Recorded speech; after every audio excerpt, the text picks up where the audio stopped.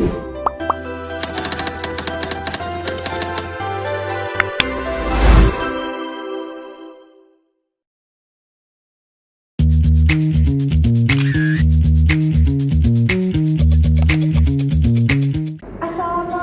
warahmatullahi wabarakatuh.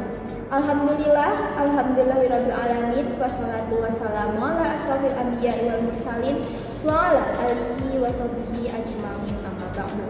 Pertama-tama marilah kita panjatkan puji syukur atas kehadirat Allah Subhanahu wa taala yang telah memberikan kita nikmat kesehatan. Tak lupa sholawat serta salam selalu tercurah kepada baginda Nabi Muhammad SAW. Halo semuanya, perkenalkan nama aku Hanum Lestari dari Prodi S1 Farmasi dengan NIM 202505023.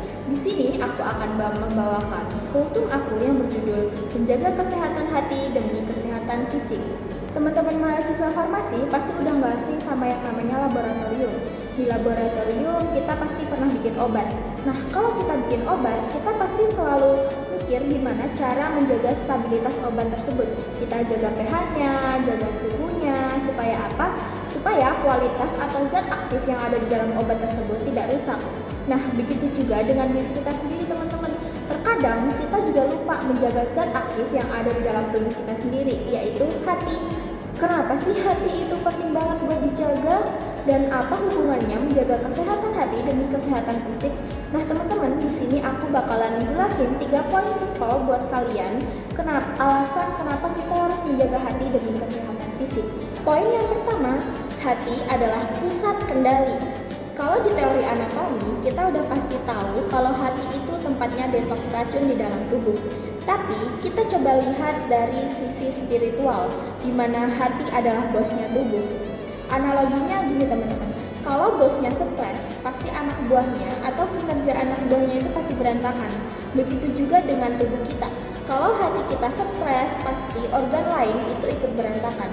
Begitu juga dengan kehidupan. Nabi Muhammad SAW pernah bersabda, "Ingatlah, di dalam tubuh kita ada segumpal daging.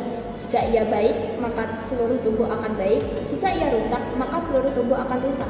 Ketahuilah, itu adalah hati." Hadis riwayat Bukhari dan Muslim. Jadi teman-teman, jika manajemen hati kita penuh dengan penyakit seperti penyakit iri, penyakit dengki, atau stres yang berlebihan, maka metabolisme kehidupan kita termasuk kesehatan fisik kita juga pasti akan ikut terganggu. Nah, di poin yang kedua ada hubungan hati galau dengan sistem imun kita.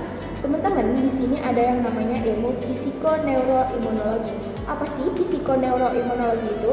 Intinya simpel, teman-teman. Apa yang kita rasain di dalam hati kita ngaruh ke sistem imun kita. Saat hati kita nggak tenang, penuh dengan emosi negatif, selalu overthinking, itu tuh bakal memicu pelepasan hormon kortisol yang berlebihan di dalam tubuh kita. Apa sih hormon kortisol itu? Nah, hormon kortisol itu biasa kita sebut dengan hormon stres. Akibatnya apa? Kita jadi gampang jerawatan, sering sakit perut, atau kita biasa nyebutnya itu penyakit mah atau GERD. Dan yang paling parah adalah kita menjadi gampang flu karena sistem imun kita itu terganggu atau lelah sama stres kita sendiri. Jadi menjaga hati agar selalu berhusnuzon atau berprasangka baik itu bukan semata-mata untuk mendapatkan pahala aja, teman-teman, tetapi juga menjaga sistem imun kita agar tetap sehat. Nah, poin yang ketiga atau poin terakhir di sini aku akan bagiin ke kalian 3 resep menjaga kesehatan hati. Yang pertama adalah selalu beristighfar dan berzikir. Ini itu ibarat paracetamol buat hati kita yang lagi panas. Jadi bikin tenang dan bikin adem. Nah, yang kedua, kita tuh harus selalu berhusnuzon atau positive thinking. Ini tuh suplemen terbaik bagi tubuh kita atau terutama hati kita. Nah, kita tuh harus selalu percaya kalau capeknya kita, lelahnya kita di farmasi itu pasti akan mendapatkan pahala dan pasti bakal berbuah baik buat kita sendiri.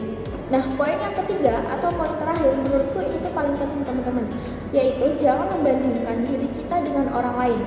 Karena kalau kita selalu membanding-bandingkan diri kita dengan orang lain, kita pasti tidak pernah puas dengan diri kita sendiri. Kita pasti bakalan tumbuh yang namanya rasa iri. Nah, rasa iri ini kita ibaratkan sebagai radikal bebas yang bakalan merusak zat aktif di dalam tubuh kita atau sel-sel kebahagiaan kita.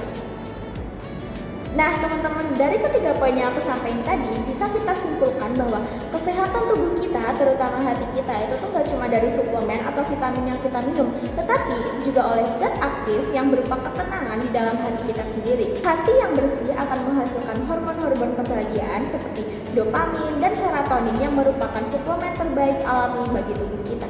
Sekian kultum singkat dari aku, teman-teman. Terima kasih sudah menonton video ini dan terima kasih atas perhatiannya.